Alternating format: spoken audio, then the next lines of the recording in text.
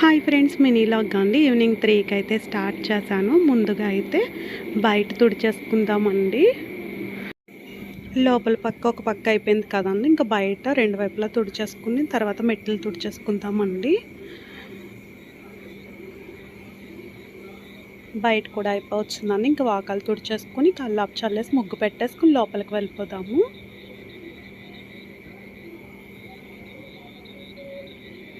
కల్లాపు చల్లడం అయితే అంతా వీడియో షూట్ చేయట్లేదని మొత్తం అయిపోయిన తర్వాత చిన్న బిట్ అయితే తీసాను.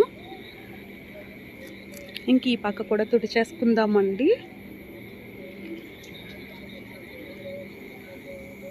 ఇంకెండగా ఉందని మరలా ఫోన్ అయితే పక్కన పెట్టేసి ఆ పక్క తుడిచేసిన తర్వాత ముందుగా లోపలికి వచ్చానండి. లోపలికి వచ్చి సింక్లో గిన్నెలు అయితే పెట్టేసుకున్నాను. కానీ ఇప్పుడైతే తోమనండి. ముందుగా అయితే లోపల కూడా తుడిచేసిన తర్వాత తోముకోవచ్చని. లోపల వచ్చేసి రూమును, హాలు, కిచెన్ తుడుపు అయితే అయిపోయిందండి. అయిపోయిన తర్వాత ఈ సింక్లో పెట్టుకుని గిన్నెలు అయితే తోమేసి ఆరబెట్టేసుకుని ఎక్కడెక్కడ సదిరేసుకున్నానండి. కర్రీకి వచ్చేసి మష్రూమ్ కర్రీ అండి.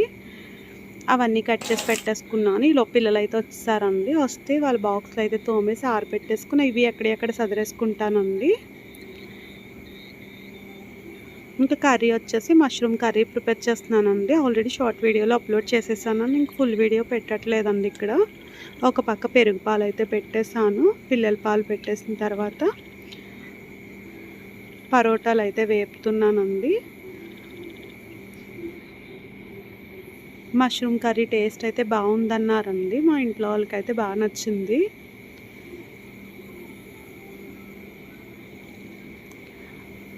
ఒక పక్క వచ్చేసి మష్రూమ్ కర్రీ రెడీ అయిపోయిందండి. పెరుగు పాలు అయిపోవచ్చింది. పరోటాలు కూడా వేపేసి అందరికీ ప్లేట్లు అయితే పెట్టేసి ఇచ్చేసానండి. పరోటాలు అయితే ఇంక అంతా వీడియో షూట్ చేయట్లేదండి, లెంత్ ఎక్కువైపోతుందని.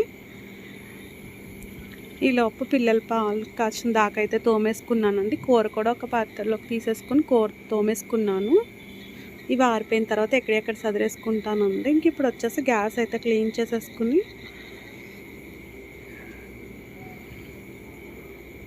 గ్యాస్ క్లీన్ చేయడం అయితే అయిపోవచ్చిందండి. ఈ లాగ్ అయితే ఇక్కడితో ఆఫ్ చేసేస్తున్నానండి. మినీ లాగ్ మీకు నచ్చినట్లయితే తప్పకుండా లైక్ చేయండి.